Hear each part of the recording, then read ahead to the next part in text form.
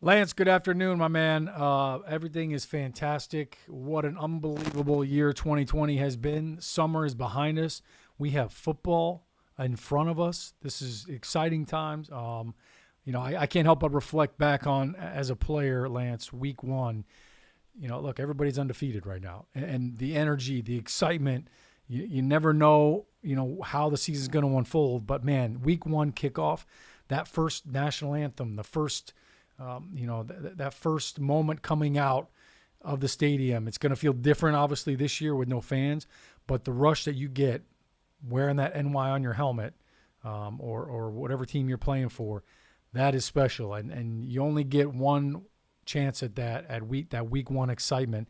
And, I just flashed back to Tom Coughlin always loved his signs, as you guys have heard stories before. He used to have a sign in our team meeting room that said, week one excitement for 16 weeks or 17 weeks, 16 games. And that's what I remember most about week one and what's most exciting about it. Absolutely. We're all looking forward to things because it's a clean slate, to your point, for everybody. The environment, though, as you alluded to, is going to be a little bit different in terms of the build-up to the excitement because there's obviously not going to be any fans at the week one game between the Giants and the Steelers. But there will be football, and that's certainly a positive development. It's been quite the journey to get here, but where everything looks like it's in tip-top shape and ready to go for week one between the Giants and the Steelers. And let's start with some news that was revealed this morning, Shaun, and that has to do with the Giants roster. Not necessarily a surprising development, but the Giants have officially parted ways with one of their 3 first-round picks in 2019 as cornerback DeAndre Baker was waived. This stemming from, of course, his off-the-field issues. And this is now an opportunity, Shaun, for the Giants to move forward. They have a number of new faces in the secondary and a number of players that hopefully they'll be able to mix and match within Patrick Graham's game. Yeah, certainly unfortunate for the Giants. They traded back into the first round to get DeAndre Baker, and I remember him coming out of college, and he was one of the more physical corners. I think he had only given up one touchdown in his entire career, and I actually had a chance to talk to him on Good Morning Football one morning, and he's kind of a quiet, kind of reserved kid. So certainly a shock to hear, the news that transpired with him and what happened over this offseason. But for the Giants, they drafted him in the first round to be that opposite corner, and for them to lose him and to obviously lose all of that capital now that they used to go up and get him in the first round, it's a big blow. You couple that with the Sam Beal opt-out, and there's a lot of lost talent there, but it's also created some opportunity for some other kids to step up. Well, and as you hit on, Shaun, and you know this very well from being around the NFL for so many years, the way you build the nucleus of your team up is through the draft. So you want to especially be able to come through and deliver on those first-round picks. I think disappointment is certainly one of the terms that comes to mind, but you also utilize the word opportunity, and that now comes with DeAndre Baker not being in the picture as well as Sam Beal. So you think about a guy like Darnay Holmes, who's the 4th-round pick this year out of UCLA. There's an opportunity for him. There's going to be opportunities for Logan Ryan, who was just added in free agency, as well as Julian Love, a player that could be moved around at both corner and safety. So the Giants, I think, are saying to themselves, well, we've got some options. We've got a mix of youth and veterans, and now it's a matter of those guys going out there and executing at a high level. When you think about, the Giants in the draft, obviously now that Darnay Holmes pick in this year's draft, it proves to be monumental because with Baker on the roster, then Corey Ballantyne could be another flip-flop guy. And then certainly with the injury to Xavier McKinney, the Logan Ryan signing is huge. That's such a huge pickup for them. The fact that a guy like Logan Ryan was even available is huge because this is not a guy that's been hanging on to the league the last couple of years. He led his team in tackles last year with the Tennessee Titans. I think he had 116, and that was from all over the place. He plays outside. He plays inside. He was responsible for 8 takeaways last year, 4 interceptions, 4 forced fumbles. So Logan Ryan is going to be a huge addition to this secondary, and I think Darnay Holmes is going to be he's going to be fun to watch. It's been fun to watch Darnay Holmes in practice.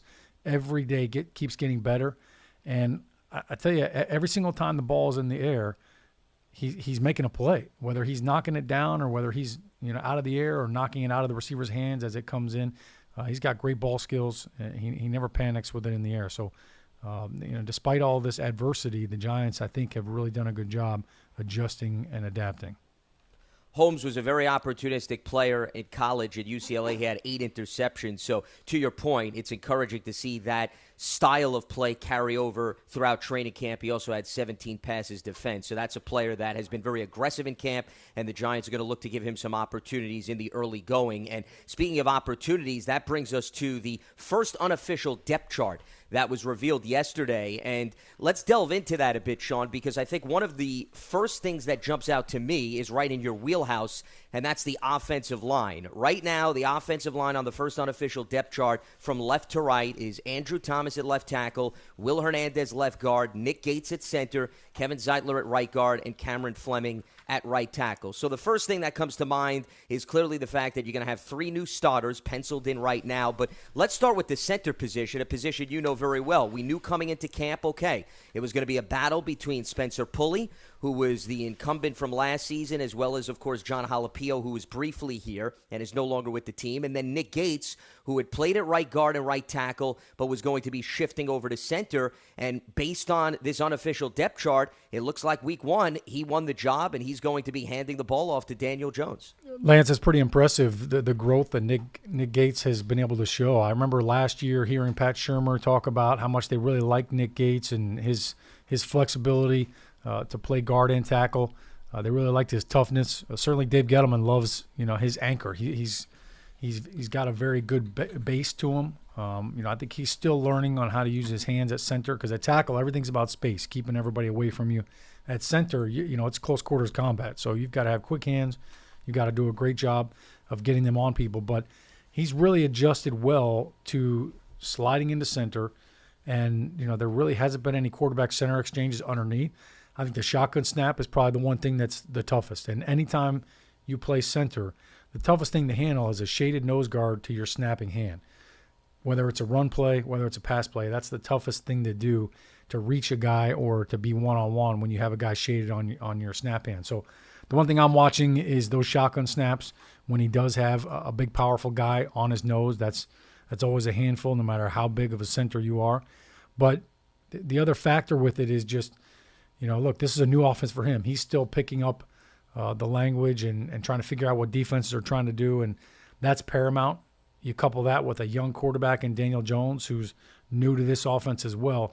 That synergy needs to be an uncommunicated, they need to be together. Even if you can't communicate, you have to see the same things, think the same things, be on the same page. So that quarterback-center relationship, it's not just physical, it's mental, and then he's got to regurgitate it to his guards and tackles. So there's certainly a lot on his plate, but I've been very impressed with how tough he is. I love the way he's trying to finish blocks, and I think the fact that you get to sandwich him in between 2 of the widest bodies at guard in the NFL, and Kevin Zeitler and Will Hernandez, I think it's going to help him out a lot.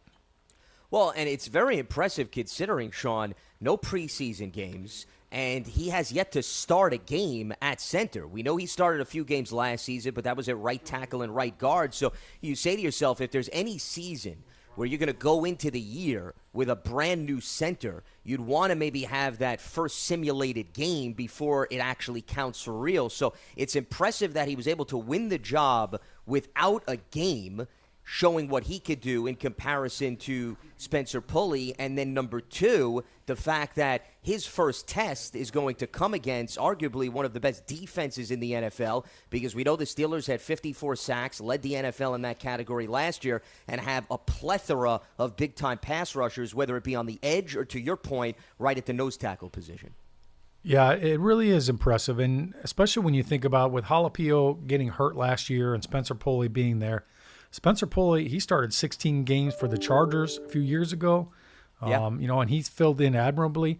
I think Spencer Pulley is a very capable center. So to your point, for Nick Gates to have none of that experience, to not have a preseason game to really show that he can hold the fort down, and the fact that he is ahead of Spencer Pulley is very impressive. I think Spencer Pulley has a lot of value for them if he's at the 6th man, if he can come in.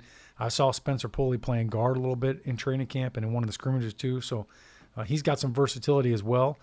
But the reality is, you look at Nick Gates, a young kid who's basically in his second year, financially, he's cheaper than Spencer Pulley.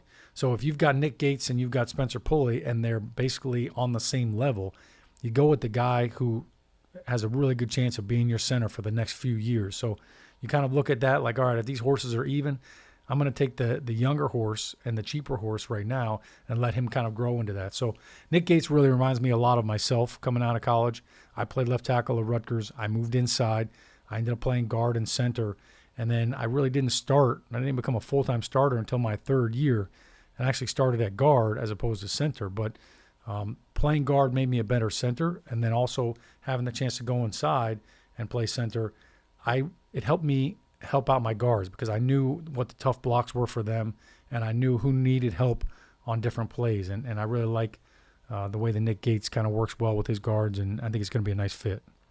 Shaun, I'm glad you brought up your own personal experience and the dynamics between offensive linemen because that brings me to a big picture perspective, and I'm curious where you stand on this because you understand the relationships between all the offensive linemen is so key, that chemistry, so that you have that continuity game in and game out. Now, it's not just Nick Gates. You've got 2 new tackles that the Giants are also incorporating. So Andrew Thomas has not been in a game where he's played next to Will Hernandez. Last season it was Nate Solder. And then Zeitler, even though he's a polished veteran, he has yet to play in a game situation next to Cam Fleming, who also is a veteran. So it's not necessarily the first rodeo for these guys, Shaun, in terms of them playing next to new personnel, but you're talking about a lot of movable new pieces that have not been in sync with one another. From your experience, I'm curious, how much time does that take in your estimation? Is there one blueprint that follows all? Is it a week? Do you need 3 games? Does it sometimes take till mid-season? Where do you stand on that? Lance, the answer to that is yes.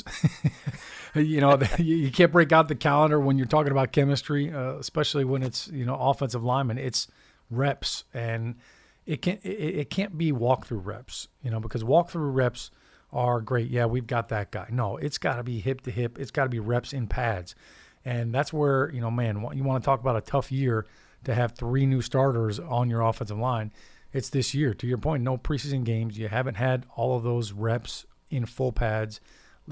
Training camp is already limited with how many full pad practices you can have. So that aspect of it is huge because the footwork is big. The combination blocks is really where that chemistry comes into play. Sure, you're all going to have your one-on-one battles, and whether it's third down or pass rush, whatever, you're one-on-one. But in the run game is all about the combination blocks. How do you attack a defense? Are you going to attack them at the nose guard? Are you going to attack them at the 3 technique, which is the defensive lineman on the outside shoulder of the front side guard? Or are you going to attack them on the defensive end that's in the 5 technique, which is on the outside shoulder of the tackle? Well, depending on who you're going to attack, that's where the combo block on the front side is going to occur. So it could be the guard and the tackle. It could be the guard and the center. It could be the tackle and the tight end. All of that needs to mesh. When you look at this offense under Jason Garrett, obviously we don't have any preseason game film to look for, so we just go back to what they did in Dallas. The Cowboys have been one of the top rushing teams in the league since Jason Garrett was there. And I think it was 8 years he was there. Every year they were in the tops. They've twice led the league in rushing, and it's because of that combo blocking, that power running game, and the mesh that offensive line had. Yeah, they've got talented guys in Tyron Smith, Lyle Collins, Zach Martin, Travis Frederick, who retired. They had a lot of talented guys, but it was their technique and the combo blocks that made them so great. So that's what they have to work on. Certainly, nobody's got a tougher job right now than Andrew Thomas, the rookie left tackle. And, when the Giants drafted him 4th overall, the thought was, well, Nate Solder will play left, he'll play right, and now he can kind of grow into the role. Obviously, with Nate Solder opting out, he's been thrust into action. He's a quick learner. He's had a lot of growing pains, I think, early on, and just figuring out the speed is different, the power is different. He's struggled a little bit in pass pro, but coming out of college, I actually thought he was a better run blocker than a pass blocker. So the run game is going to be crucial for him, and you pair him up with Will Hernandez, that's a lot of beef right there working together. So definitely the chemistry is big. When I came to the Giants in 2004, I was new. We drafted Chris Snee in the 2nd round. Deal was already here. We had Luke Pettigrew at left tackle. The next year we signed Kareem McKenzie. He came in, solidified the right tackle spot. And then Rich Soyber came back and was healthy, and we moved Deal out. But it took us a couple of years to really create that mindset and that culture and that group chemistry.